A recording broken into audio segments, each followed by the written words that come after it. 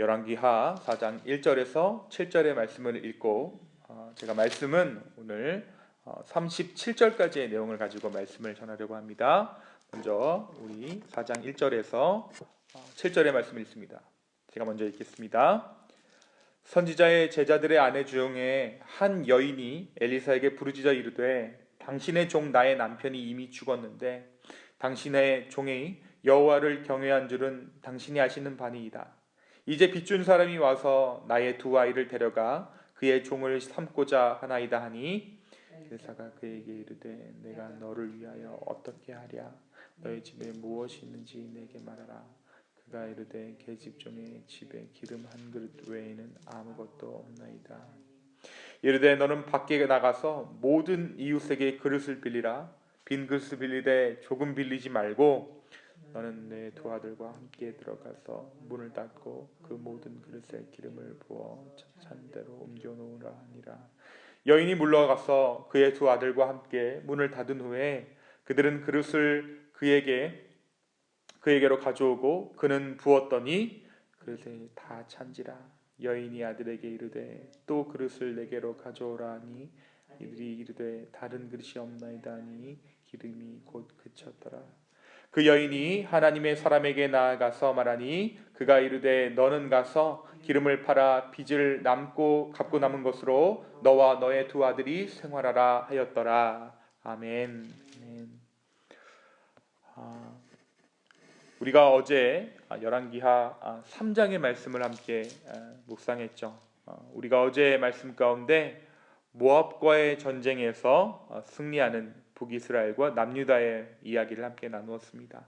그 전쟁은 이스라엘이 승리할 수 없는, 정말 승리할 이유가 없는 전쟁이었지만 하나님께서는 그들을 긍휼히 여기셔서 승리를 허락해 주셨고 목마름에 시달리던 그들의 목을 축이도록 하십니다.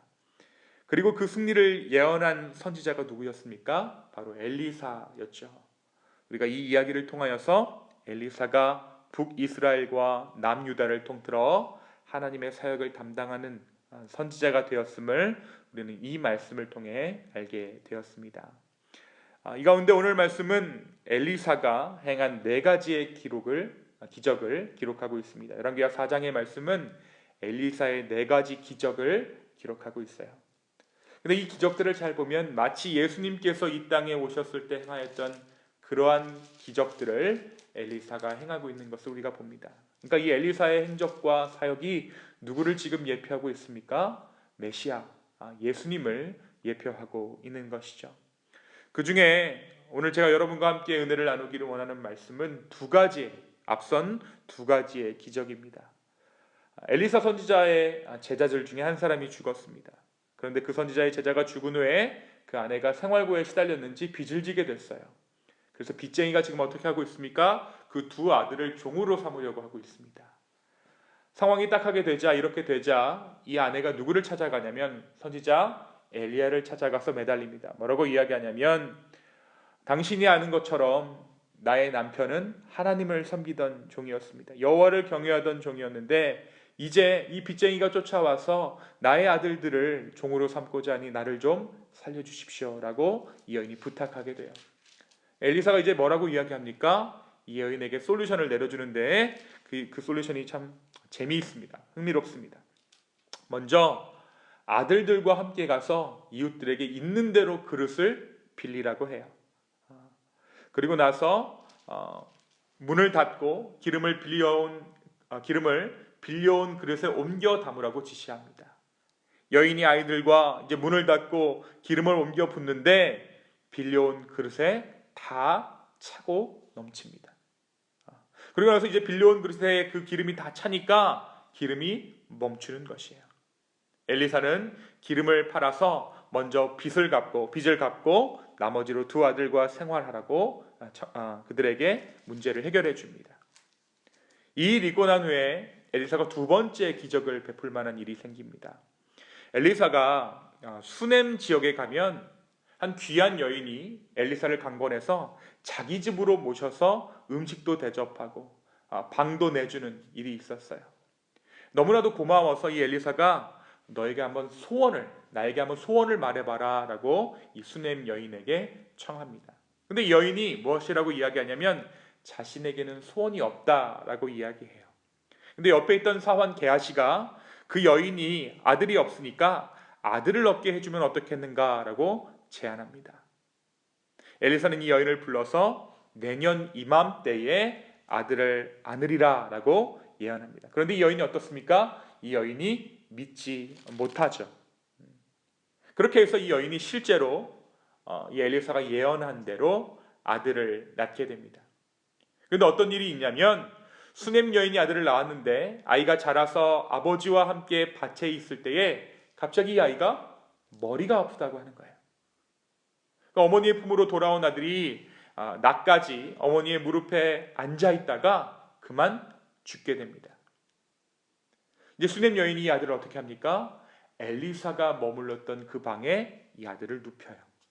그리고 남편의 허락을 받고 자신의 사환과 함께 나귀 한 마리를 타고 엘리사를 만나기 위해서 갈멜산으로 달려갑니다. 달려오는 여인을 발견한 게하시가 엘리사의 지시를 받고 그 여인을 마중 나가지만 그 여인은 급히 엘리사에게 달려와 엘리사의 발을 안았고 당황한 이 게하시는 물리치려 했습니다. 엘리사는 하나님이 자신에게 알리시지는 않았지만 이 여인에게 큰 고통이 있다는 것을 알게 되었어요. 그리고 이 여인이 자신의 죄가 생각나서 아이가 죽은 거라며 호소했습니다. 그리고 왜 자기에게 이 아들을 주어서 오히려 이렇게 고통스럽게 하냐고 엘리사를 나무래요. 이 상황을 파악하게 된 엘리사가 어떻게 합니까? 기도하기 시작합니다. 이 아들을 놓고 기도하기 시작해요. 그리고 그 아이 얼굴에 지팡이를 놓으라고 말합니다. 그래도 여인이 엘리사 곁을 떠나지 않자 엘리사도 하는 수 없이 그 여인을 따라서 그 아이에게로 가서 다시 기도합니다. 그러자 어떠한 일이 일어납니까? 이 아이가 7번 재채기하고 눈을 뜨게 됩니다. 이 여인이 다시 엘리사의 발 앞에 엎드려서 절하고 아이를 안고 나갑니다. 이것이 열왕기하 4장이 소개하고 있는 엘리사의 두 가지 기적의 내용입니다. 사랑하는 성도 여러분, 오늘 말씀이 저와 여러분에게 무엇을 이야기할까요? 먼저 저는 오늘 말씀에서 엘리사가 행한 여러 가지 능력들을 보게 됩니다. 그는 말로만 엘리야의 후계자가 아니었던 것이죠. 그에게 주어진 실제적인 능력, 그러니까 하나님께서 엘리사에게 부어주신 능력이 엘리사에게 머물렀습니다. 우리가 고린도전서 말씀을 함께 묵상하고 있는데요. 거기서 이제 어떤 말씀이 있었냐면 하나님의 나라는 말에 있는 것이 아니라 어디에 있다라고 기록합니까? 능력에 있다라고 기록하고 있어요. 그런데 오늘 말씀에서 보여지는 것과 같이 이 엘리사의 권세는 말이 있는 것이 아니라 능력에 있었습니다. 그리고 그 능력을 엘리사 또한 알고 있었죠. 그 능력을 신뢰하는 자들에게는 하나님의 축복과 기적이 있었습니다. 오늘 말씀 가운데 저는 가장 저의 마음 가운데 조금 들어왔던 단어가 있습니다. 있는 대로라는 구절이에요. 있는 대로라는 단어입니다. 이 여인에게 뭐라고, 기름이 떨어진 여인에게 무엇이라고 얘기하냐면 이제 살 길이 막막한 여인에게 그릇들을 이웃에게 찾아가서 있는 대로 빌려와라. 이 말이 무엇입니까? 하나님께서 우리에게 우리의 믿음대로 그 능력을 보이신다라는 것이죠. 우리가 믿는 만큼 하나님께서 우리에게 능력을 보이시고 우리를 구원하신다라는 뜻입니다. 그렇다면 우리는 어떻게 믿게 될까요? 하나님을 경험하면 경험할수록 우리는 하나님을 더욱더 의지하고 신뢰할 수 있게 되는 것이죠. 이 여인은 아마도 이러한 기적을 체험하고 난 후에 더욱더 큰 하나님을 경험하게 될 것입니다. 이 여인이 와서 처음에 하는 고백은 어떻습니까? 내 남편이 여호와를 경외하는 자인 줄 당신이 아십니다. 그러니까 이 여인의 신앙이라기보다는 지금 이 남편의 신앙을 쫓아서 살아왔던 것이 이 여인이에요. 그런데 오늘 이 말씀을 통하여서, 이 기적을 통하여서 이 여인과 두 아들은 하나님의 생생히 살아계신 그 능력을 두 눈으로 보게 되었습니다. 그들이 믿게 된 것이죠. 사랑하는 성도 여러분, 우리가 정말 하나님의 이 능력을 이 정말 사모하는, 맛보는 저와 여러분 되었으면 좋겠습니다. 오늘날 우리 교회가 가진 두드러진 특징은 신앙을 사상으로 여기고 향유한다는 것에 있어요. 신앙은 사상이 아닙니다. 신앙은 삶이어야 합니다. 우리의 삶을 통해 하나님의 능력이 흘러나가야 한다는 것입니다. 오늘 엘리사가 보인 능력들은 특별히 당시 아무도 그들의 사정을 들으려 하지 않았던 소위 소외받는 자들에게 베풀어진 능력입니다. 엘리사의 삶을 통하여서 하나님의 능력이 흘러갔습니다. 사랑하는 기쁨의 교회 성도 여러분, 생각하는 것과 살아가는 것은 큰 차이가 있습니다. 생각만 하는 것은 아무것도 하지 않는 것과 똑같습니다. 아무도 우리의 생각을 볼 수 없기 때문입니다. 생각하는 것을 넘어서 행하는 믿음, 그리고 그 믿음만큼 바라보게 되는 그 하나님 나라를 기대하는 저와 여러분의 오늘 하루 되기를 예수 그리스도의 이름으로 축원합니다. 두 번째, 오늘 말씀이 이야기하고 있는 엘리사의 기적들이 어떻게 시작되었는가 우리는 주목할 필요가 있는 것 같아요. 이 기적들이 과연 어떻게 시작되었는가? 우리는 오늘 말씀에서 시간과 공간을 초월하고 물리적인 한계를 초월한 죽음까지도 이긴 이 초자연적인 현상을 어떻게 이해할 것인가? 그리고 이 일들이 어떻게 시작되었는가 하는 것에 우리가 조금 더 중점을 둬야 한다는 것입니다. 이 엘리사의 기적의 시작은 다름 아닌 긍휼의 마음에서 시작됐어요. 실제로 엘리야도 과부의 곡식통과 기름병을 채워준 적이 있고 사르밧 과부의 아들을 살린 것을 우리가 보았습니다. 그런데 엘리야의 행적은 이러한 기적들보다 이스라엘 민족을 향한 큰 이적이 주목을 받죠. 바알 선지자들 850명의 대결, 그리고 그들을 몰살시킨 일들이 그렇습니다. 그러나 엘리사의 기적은 우리에게 조금 더 낮은 자들의 삶에 임하신 하나님의 긍휼을 보게 합니다. 엘리사가 엘리야에게 무엇이라고 이야기합니까? 나에게 당신의 영역에 갑절을 허락하여 달라고 이야기합니다. 엘리야가 이야기하기를 너가 어려운 것을 구하는도다 라고 말해요. 하지만 그에게 실제적으로 2배의 갑절이나 임하는 그 능력이 임했습니다. 우리가 그 능력을 어떻게 확인할 수 있는가? 이 엘리사의 기적들을 통해 확인할 수 있는 거예요. 엘리야는 25년, 그리고 엘리사는 50년간 선지자로 활동합니다. 그러니까 수치적으로 보면 딱 2배죠. 그리고 오늘 말씀이 소개하고 있는 기적이 몇 개입니까? 4개예요. 엘리야는 2개죠. 실제로 전체적으로도 엘리야는 기적을 8개 소개하고 있고 엘리사는 16개를 말씀 가운데 소개하고 있어요. 근데 우리가 그런 어떤 산술적인 것에 집중하기보다 왜 우리가 엘리사가 엘리야보다 2배의 영역을 가졌는가라는 것을 알 수 있냐면 그의 마음 가운데 긍휼의 마음이 있다는 것입니다. 엘리야는 어떻게 보면 심판의 메시지를 전하고자 했던 선지자였어요. 근데 엘리사는 하나님의 긍휼하심을 이스라엘 땅 가운데 선포했던 선지자예요. 그 긍휼의 마음이 있었기에 우리는 엘리사가 엘리야보다 2배의 영역을 가진 선지자가 아닌가라고 생각해 볼 수 있는 것이죠. 사랑하는 성도 여러분, 오늘 엘리사의 모든 기적들의 시작은 긍휼의 마음을 품는 것에서 시작되었습니다.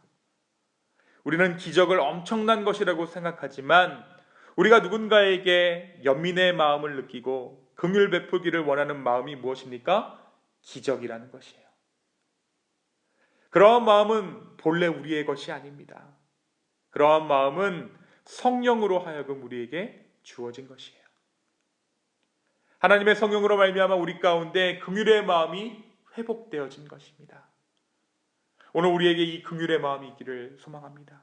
오늘 우리에게 이 긍휼의 마음이 있기를 기도합니다. 그 긍휼의 마음 자체가 기적이기도 하지만 그 긍휼이 우리에게 이룰 수 없는 일들을 이루게 할 것입니다.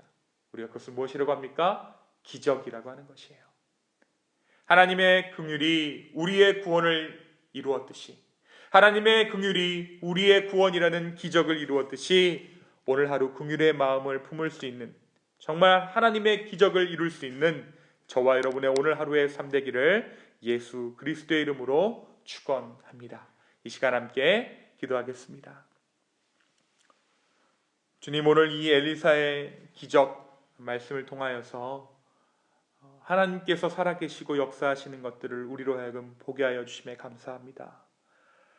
주님, 긍휼의 마음을 허락하여 주십시오. 하나님께서 우리를 긍휼히 여기셔서 우리에게 구원이라는 기적이 일어났듯이 우리에게 하나님께서 허락하신 그 긍휼로 말미암아 정말 기적의 마음들을 허락하셔서 정말 우리가 하나님의 나라를 보게 하여 주시고 주님께서 이루신 놀라운 일들을 우리의 삶의 현장 가운데 체험할 수 있도록 주여 축복하여 주시옵소서. 정말 우리가 우리의 마음 가운데 긍휼의 마음을 발견하였을 때 정말 하나님 살아계시는구나라는 것을 깨달아 알 수 있도록 인도하여 주시고 그 모든 것을 기적으로 여길 수 있는 믿음 또한 허락하여 주시옵소서. 감사합니다. 모든 말씀 살아계신 예수 그리스도의 이름으로 기도하였습니다. 아멘.